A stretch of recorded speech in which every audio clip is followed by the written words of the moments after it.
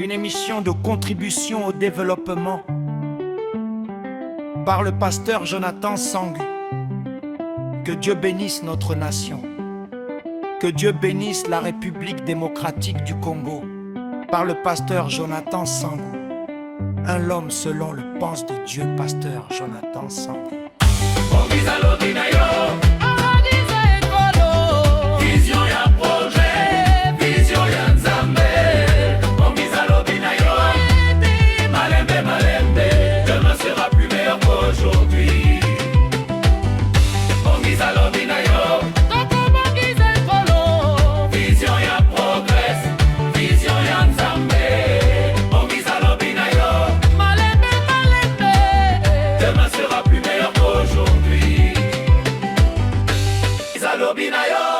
RDC malembe malembe tokotonga mboka na biso na bomoko nyonso Bongisa lobi na yo totelema makasi demain sera meilleur qu'aujourd'hui. C'est une voix qui s'élève pour le développement, une lumière qui brille pour notre nation. Main dans la main bâtissons l'espérance pour la République, pour notre conscience. Agissons aujourd'hui sans attendre demain, car l'avenir se construit par nos mains. Un peuple uni, déterminé pour un Congo fort et prospère. Bongisa lobi na yo Toko bongisa ekoye, vision ya progrès, vision ya nzambe. Bongisa lobi na yo malembe malembe demain sera plus meilleur qu'aujourd'hui.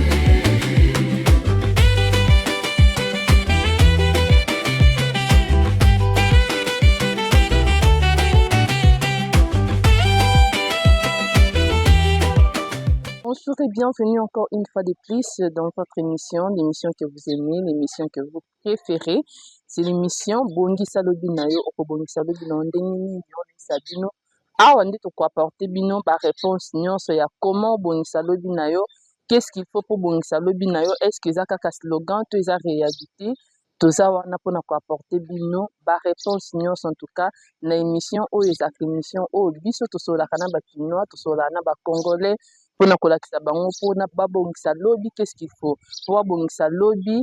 Est-ce qu'il faut kaka maloba? Est-ce qu'il faut kaka kozana sima batu to yo moko olali olamuki pe o décider que il faut se réveiller parce que kolala kolamuka na ko se réveiller nde balobaka na français eza kozwa conscience ko telema pe ko bunda. En tout cas encore une fois de plus je vous souhaite le bienvenu na émission oyo apportaka réponse na bakino nyonso. Naza nga moko te na plateau, naza na président Jonathan Sangu, yaza président ya fondation Jonathan Sangu, ye nde moto afandaki aboule comme tout Kinois alobi te il faut yela bakinois babongisa lobi na bango. Donc yango wana toza na ye na plateau pour apporter biso quand même ba question na ba mituna oyo biso to mitunaka na mituna oyo bakinois ba mitunaka nde ye toyambaka ye pour apporter bino ba réponse pour te dire ete eza kaka slogan te, mais il faut expliquer bino bakinois ndenge nini bokoki kobongisa lobi na bino. Bonjour président.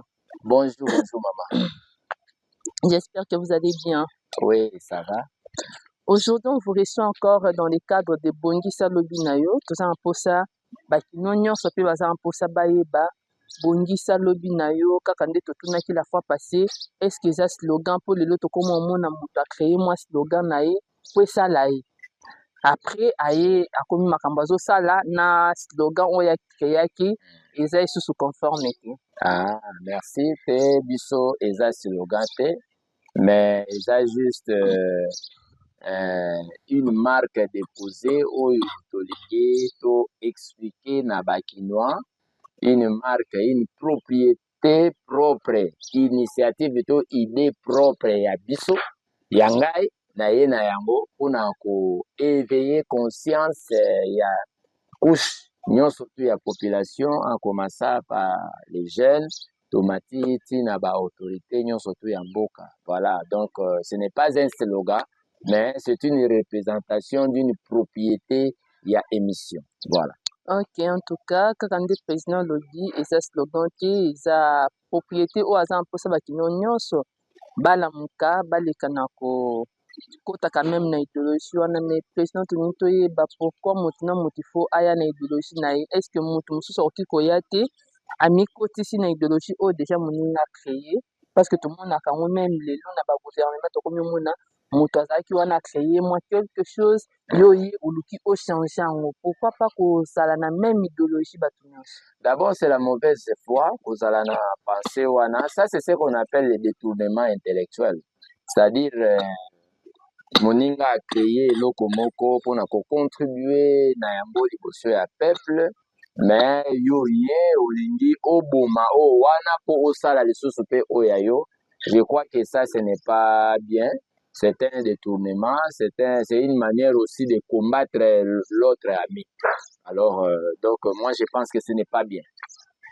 En tout cas, ce n'est pas bien, mais on peut expliquer que ce n'est pas une idéologie parce que ba marque déposée mususu mutu mususu okolobaki non eza marque déposée na yaza mposa mutu mususu akopie yango te soit à continuer na kotravailler kaka na même biloko ya créaki te. Bon, un bon leader est celui qui travaille pour le bien des autres, c'est-à-dire quand vous trouvez la marque déposée, nous voulons que mutu nyonso tu akoloba akoyana aussi na idée oyo eza conforme na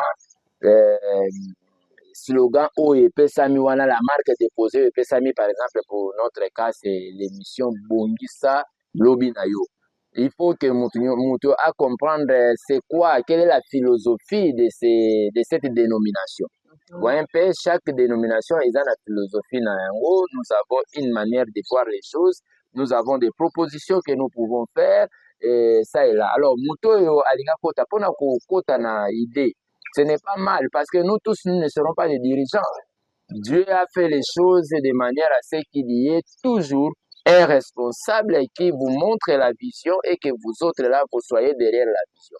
Le mal, c'est que vous venez dans une vision d'autrui, mais vous cherchez à combattre cette vision, déjà à contredire déjà l'image des marques déposées. Vous voyez un peu, ça ce n'est pas bon. Ce qui est ici, pourquoi chercher à changer?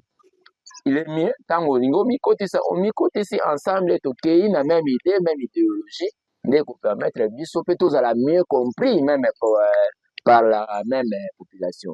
Voilà.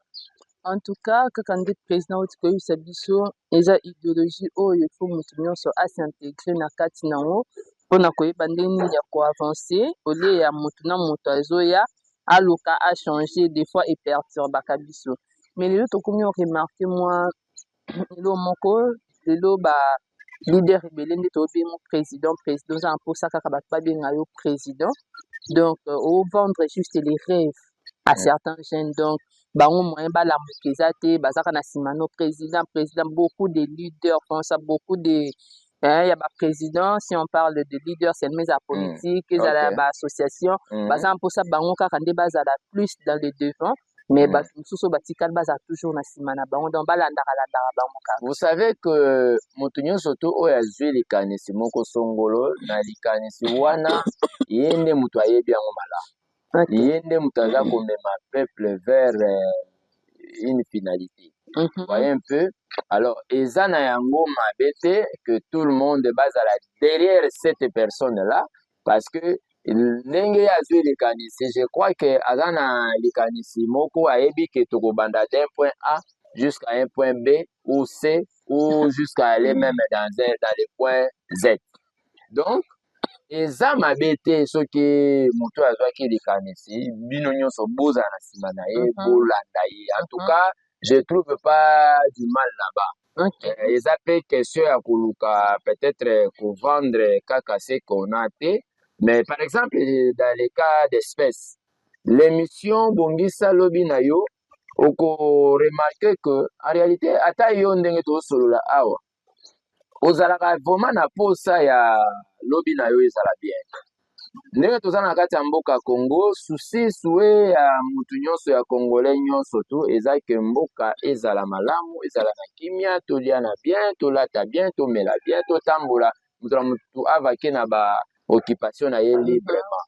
voyez un peu, ça c'est le rêve de tout le monde. Ok. Maintenant, comment y arriver? C'est là où l'émission Bongisa Lobinayo est. Et souci aux yango makambo ebonga tout d'un côté. Il y a un processus à respecter. Il y a une formalité à remplir. Il y a il y a un chemin à suivre. Si on ne respecte pas ça, kotikala slogan ndenge ozolobaka biloko mosusu etikala kaka slogan. Nous ne voulons pas rester dans les slogans, mais nous voulons ce que nous avons apporté à la population et une dimension à slogan et comme un réel. Ok. Voilà. En tout cas, quelqu'un dit président tu peux nous aza mposa ezala kaka slogan te aza mposa kaka ya bato bayoka ngo kaka te ke no bayokaka me bamonaka te. Donc na question totunaki pourquoi bango baza toujours kaka so aza président aza leader ya eloko moko il faut toujours bato balande na nsima ndauti quand même kopesa biso éclaircissement ya koloba ça dépend de la vision eza yayebi ndenge azokoba na vision wana mais pourquoi bakambi bazovendre plus des rêves aux jeunes donc azovendre ye rêve amoni ke no moto wana akomi déjà donc aoluka nde komi okotisa peut-être bagene mosusu na baloge. C'est quoi vendre les rêves? Vendre les rêves, c'est détourner l'idée de l'autre. C'est ça en réalité, vendre les rêves. C'est-à-dire, netingai, nasali émission Bongisa Lobinayo et qu'une autre personne plus forte que moi aye apusani pembeni nanga lobi omoni émission wana ezali kitoko, mais moi je ne veux pas que tu puisses parler de Bongisa Lobinayo. Moi j'ai déjà la mienne oyo eseki ke soki yo ye oleki kaka wana pan omona bango makambo échanger. Maintenant quand j'abandonne mon émission et que je me donne dans son émission et puis nabandi kosala kuna, c'est comme ça qu'il a vendu ses rêves à moi. C'est-à-dire je suis devenu comme un travailleur chez lui. Un peu, je commence à exercer dans une rêve où je ne suis pas propriétaire. Et puis on remarque que là où tu ne comprends pas bien, là où tu n'es pas à mesure, tu ne feras pas aussi bien le travail. Il est à dominer toujours yo parce que c'est lui qui maîtrise bien la chose là où il y a ça pour vendre le côté que là il y en a qui na par exemple moko ya muke tozo mona na sur le plan national, sur le plan il y a une nation, il y a un bibicolo. On remarque que lorsque l'homme blanc, il est en train de vendre les armes à un pays et il vend encore les armes, par exemple, aux rebelles. Vous allez remarquer que celui qui a fabriqué l'arme, lui, il sait comment les bloquer. Vous voyez un peu? C'est-à-dire, il vous vend quelque chose, il sait là où il peut bloquer pour vous capturer facilement. C'est comme ça que, au moins, il n'est pas bon d'accepter, d'acheter une propriété. Il n'est pas bon. Surtout les initiatives intellectuelles comme ça, il est mieux de rester de rester vraiment figé dans ce que vous pensez faire. Je crois que c'est ça ce qui va faire de toi peut-être grand ou grande.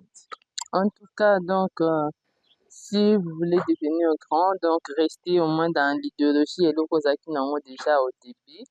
Et aussi aux jeunes, au bazar quand même, bazo sepela kaka moni moko, abandi ko sepela na vision na ye, donc chacun a sa manière de faire, chacun a sa manière de diriger. Donc moi, réponse en autre ko apporter na bakino melelo bakino ba mitu na badi ba oye batina nya ko sala confiance pour lelo to komi mona politique aye ndeti abin a postuler na mo amba postuler à promettre ba jeune makambo mais etikali non ka promesse elo nini esalaki ba promesse wana est ce que ntango okomi nanu te nde ba promesse ezalaka ntango okota bisika oyo ba jeune batindi mbamo ba promesse nyonso ekufi? Non, moi je crois que ça dépend d'une vision à une autre et puis ça dépend d'une personne à une autre parce que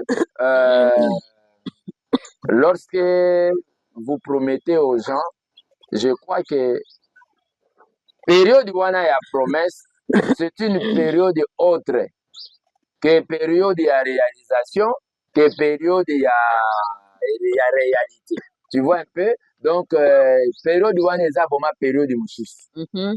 Lorsque vous promettez, il n'y a encore rien. C'est comme Ok. beaucoup de gens disent que bateau bazalaka. Moi je connais.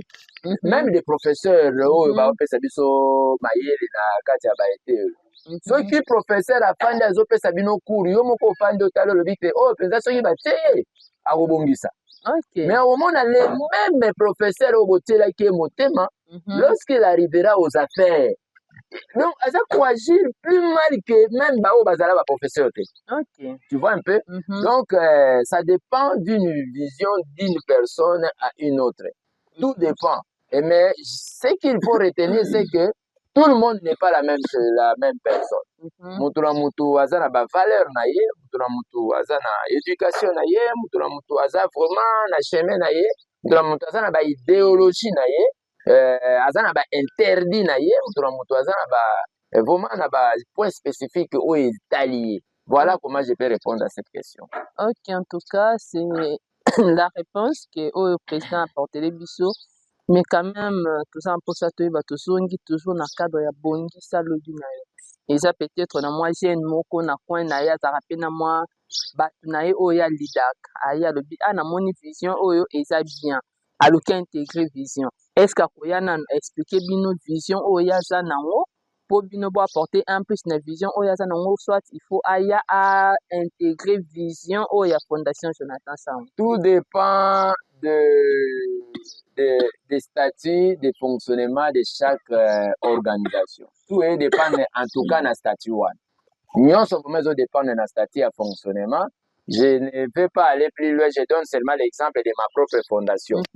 Dans ma fondation, si vous êtes un regroupement et que vous voulez adhérer à la fondation, le statut a déjà prévu tout ça.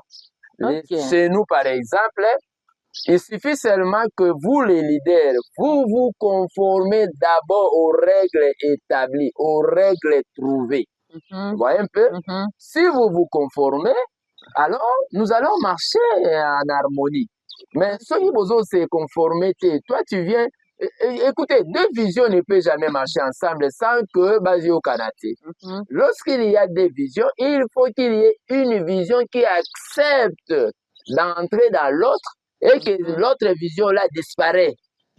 Disparaît. Peut-être ce gâteau aux Anango. Dans les cas d'espèce, ça disparaît provisoirement. Tu attends chaque chose à son temps. Le moment venu où tu voudras peut-être il y a ozongi sa vision na yoana na makambo oyo libusala kosala, mais plus vous êtes adhéré déjà dans une vision qui existe déjà, qui fonctionne avec les autorisations de la ville, du pays, alors vous devez vous conformer au statut, sinon yo banda koloba makambo mususu bango bato yo koti kuna pe bandoloba makambo mususu, là c'est déjà une rivalité. Donc quand on dit la réponse, il faut d'abord intégrer vision oyo kuti parce que et puis qu'on se conformer.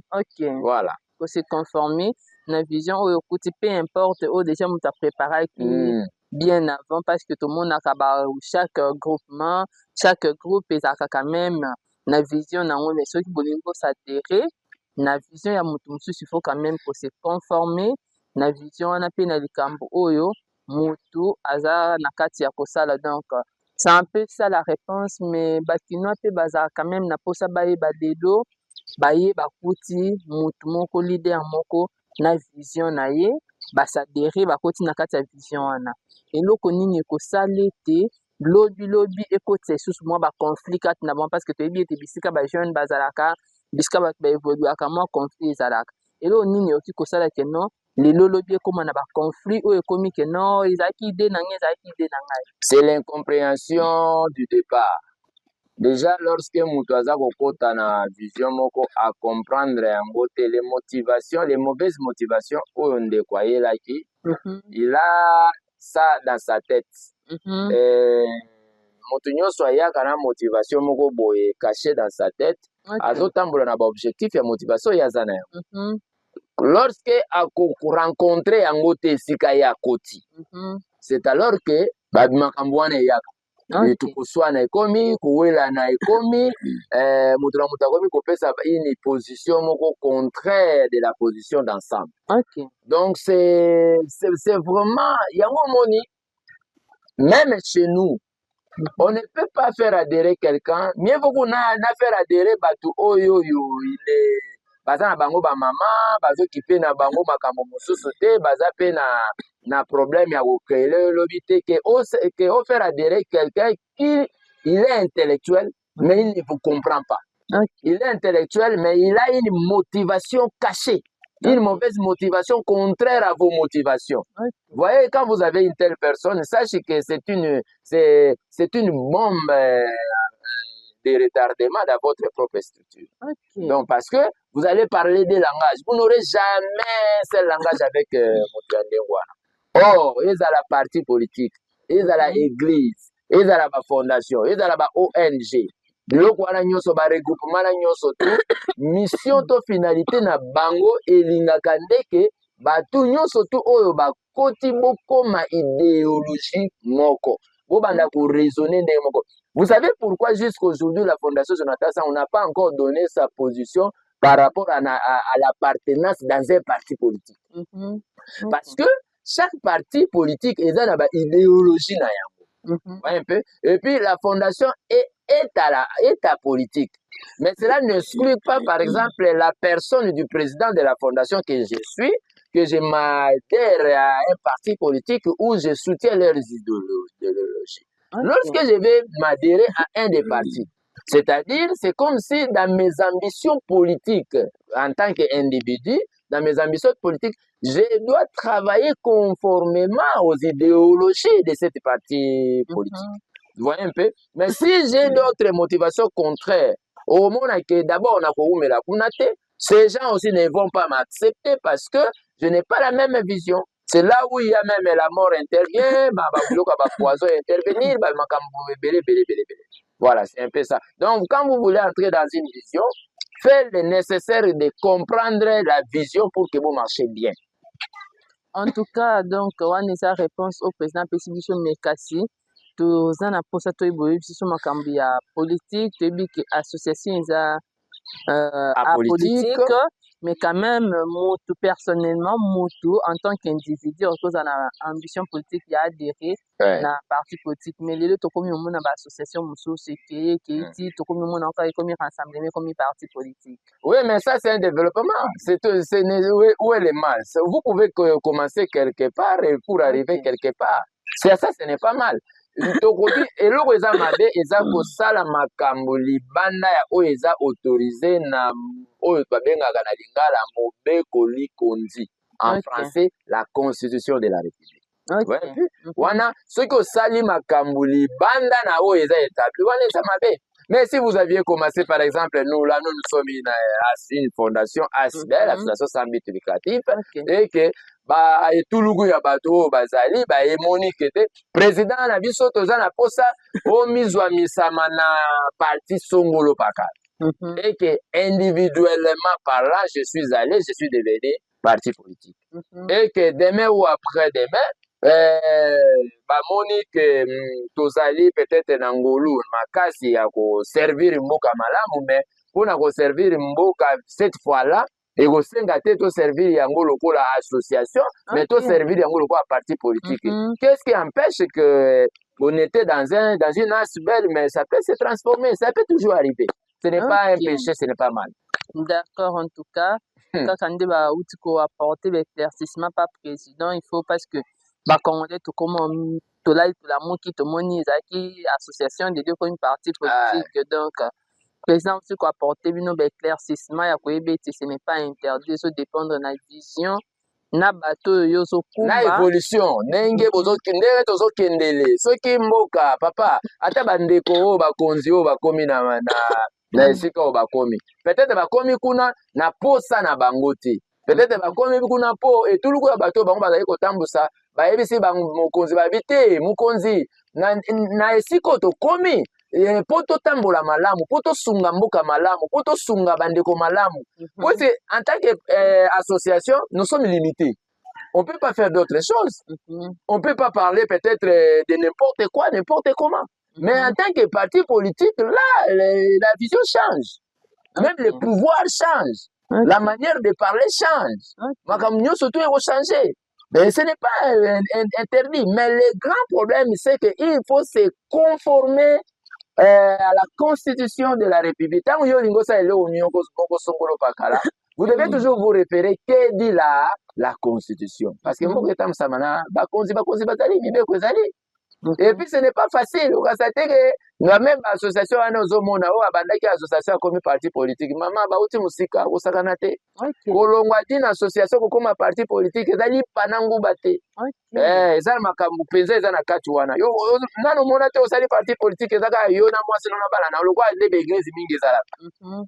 Ozwi mbunda oyo bandi awa Yesu azali awa. Okonvekaka pe mutu te. Kaka mutu aliboso konveke mwasi na yo. Mibale mwana na yo. Banda bo bandi inane mwasi na yo. Tu omoni mutu a changer olia atikala na monde ya église mutu akomi na commerçant comme ke lufu.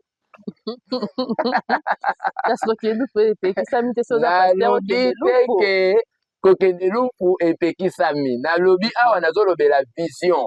Ne otuninga mutuna olobi ke ba association ebele bandaki association lobe komi parti politique na répondre na lobi ezali sumuti eza pe mabete. Tout dépend de l'évolution de l'association, tout dépend de leur développement selon ndenge bazokende. Yango na biso ke ezala moto mosusu omona na pesi yo ba exemple na lobi ke na parti politique to pe na association ko transformer na parti politique ezali panangu bate.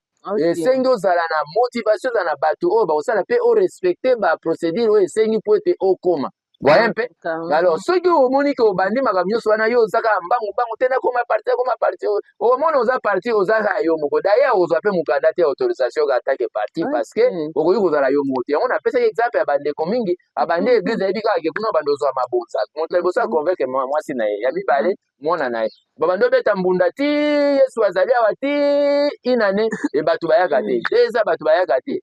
Mama okovivre ndenge nini bozaka ya mibale bisatu nana kotia offrande po epermettre yo obika moye eza te. Alors pasteur akomi babulu ebele suka nango ase retrouve voyageur ya lufu asomi mwa biloko aye koteka wa omona mpe na vision ekei na yango atika na ye commerçant. En tout cas vraiment wana eza baréalité oyo quand même mais tokoki kosukisa te sans tolobela quand même fin du mois de la femme parce que fondation ils ont préparé quelque chose pour na bamaman eloko yango fondation ils ont préparé pour na bamaman eza nini eloko fondation azo préparé pour na bamaman azo fondation alingi atalisa bamaman que fondation eza ya bango fondation eza ya bamaman et fondation alingi azongisa mayele ya bandeko basi ba jeune fille mère bai azongisa conscience na bango tobengi na français éveil de conscience. Ce n'est pas du fait d'être femme omikanisaki osuki te. Ce n'est pas parce que oza la mwana moko obandi komikanisaki vi na yo ese limité mobali mosusu akoki kolinga yo te to mpe okomi soki boye te. Donc voilà un peu ce que la fondation prépare pour ce jour-là afin que to mekana kuzongisa mayele ya mutu nyonso tu mandeko basi nyonso ba comprendre que la femme est aussi important dans la société. La femme peut trouver okomona na thème na biso ya mukolo yango ya 6 tolobi femme défend ta patrie. Voyez un peu femme défendre ekolo na yo, c'est-à-dire na lingala ya peut-être koloba ngo bundela ekolo, bundela libota na yo, bundela vie na yo, bundela avenir na yo. Donc fais-toi important. Voyez un peu. Donc fais de manière à ce que contribuer positivement pour ton pays, contribuer positivement pour ta famille, pour tes enfants, pour ton mari, pour ton quartier, pour ta commune, pour notre ville de Kinshasa. Voilà un peu, nous voulons développer ces thèmes-là. Ça m'a mis au développement de Nabonzambe Siko. Kotalisa batuke, aux andeko ya mwasi, aux jeunes filles, tu saches que tu peux encore faire toujours quelque chose. En tout cas, quand le président Tukoloba, même si aux mwasi, ok, faut faire quelque chose, mais quand même, toza nkati ya bimisa basi optique oyo na kala baparent na biso bakoko na biso bazalaki balobi ke no place ya mwasi eza na cuisine. Mais oui, yo moko olobi yango bien wana eza na kala. Wana eza na kala. Lelo place ya mwasi eza kaka na cuisine te. Soki place ya mwasi eza na cuisine, yo lelo okotuna nga mituna nde toza na plateau boye te. Sinon, nga kotika na cuisine ndeko ya mobali moto alingaka ye azala na esika na yo. Mais pour te montrer que le monde est développé, aujourd'hui, la place de la femme n'est pas que la cuisine. Okay. La place de la femme est aussi la cuisine, mais n'est pas que la cuisine. Donc la femme peut faire tout ce que l'homme peut faire, elle peut être au bureau, elle peut faire tout. Beaucoup même. La femme, quand la femme se donne, vous savez que ce qui moi c'est à Télémi, il y a pas qu'un d'accord Télémi. En tout cas, kaka ndenge président Tio parce que moi c'est à Télémi, ndako mobimba et Télémaka.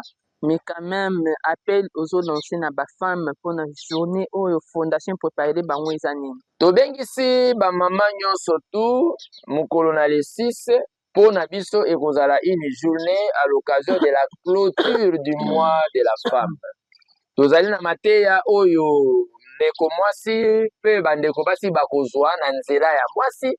Tozali na ba action ebele oyo tokosala ba action sociale et humanitaire en faveur ya ba veuve bandeko na biso ba veuve oyo bozwaki ba jeton na bino kobosa na jeton na ona ndako te po ete eloko oyo ebongisami mpo na veuve ekopesama sur base ya jeton oyo ozwaki. La même chose aussi les filles responsables dont les autres appellent les filles mères dont nous avons appelé. Nous vous avons appelé pour que boya boyoka mateya ndeko mutakoki kopesa yo mbongo mais atongi mutu na yo te mais ndeko apesi yo mateya ya malamu oyo ekosala yo lobi ozala mwasi ya lokumu mwasi ya ntina je crois que eza ne yango nde mission ya fondation na biso yango nde eza message oyo biso tobombi mpona mokolo wana quand bien même il y aura encore beaucoup d'autres surprises agréables oyo ekose présenter les mêmes jours là rendez-vous ezali kaka na esika moko le 6 na espace La Tortue quartier Bateke 1 numéro 22 wana référence ezali église héritage des vainqueurs derrière notre pasteur Amos Mbayu wana nde tozwami na commune ya Matete. Vous pouvez aussi nous appeler si soki omoni moyen ya mwa kokoso ezali okoki kobenga biso na plus 243 97 82 76 398 097 82 76 398 okoki kobenga biso wana pende et okozwa biso directement. En même temps, je profite aussi de l'occasion pour vous qui êtes à l'étranger. La Fondation Jonathan Sangou reçoit des dons en faveur des veuves, en faveur des personnes vivant en situation difficile. Bokolanda biso peut-être en live les jours J, c'est-à-dire les 6, et vous allez voir comment la Fondation exerce bien ses activités en faveur de toutes ces catégories de personnes. Autobengisi, nous avons appelé 3 catégories, les veuves, les jeunes filles responsables dont les filles mères, mais aussi nous avons regroupé aussi les mamans maraîchères, ceux-là qui n'ont pas beaucoup de capital, ou capital peut-être à 5 000, nous voulons leur montrer comment est-ce que la Fondation Jonathan Sangou travaille à leur faveur. Voilà.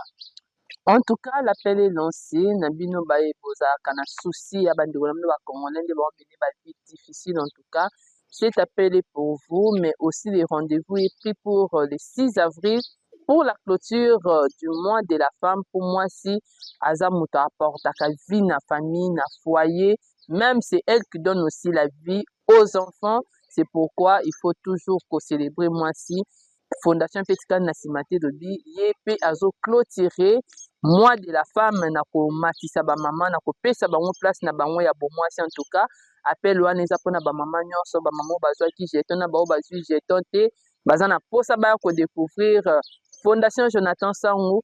Adresse eza kaka moko na espace La Tortue bisika nyonso zwami oye wana tokuta na bino de 6 poto solola na bino ensemble toyeba pe ndenge nini bokoki kobongisa balobi na bino boko retrouver intégralité émission oyo na chaîne YouTube na biso obeti kaka Fondation Jonathan Sangou télévision oko retrouver sur YouTube pe okozwa intégralité na information nyonso oza na posa ya koyeba. En tout cas, merci de nous avoir suivis, merci d'avoir été des nôtres. Oza na question, oza na posa oyeba biyano na mituna na yo, hésitez te kotindela biso, kotindela biso via ba commentaire to kotinda ngo pe via numéro oyo bapesi bino soki nzamba zongi te biso na bino tomonani mikolo ezali koya. Merci beaucoup.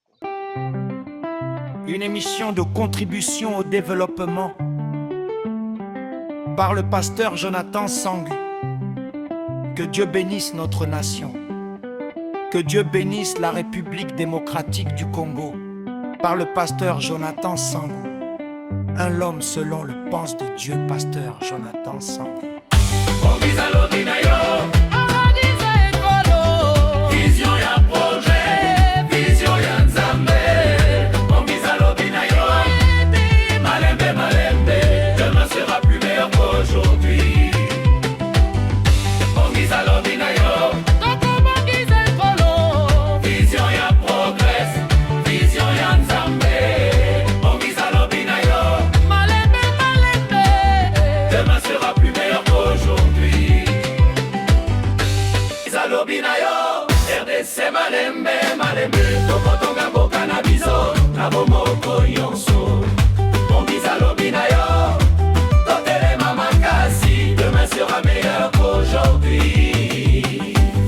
C'est une voix qui s'élève pour le développement, une lumière qui brille pour notre nation. Main dans la main, bâtissons l'espérance pour la République, pour notre conscience. Agissons aujourd'hui sans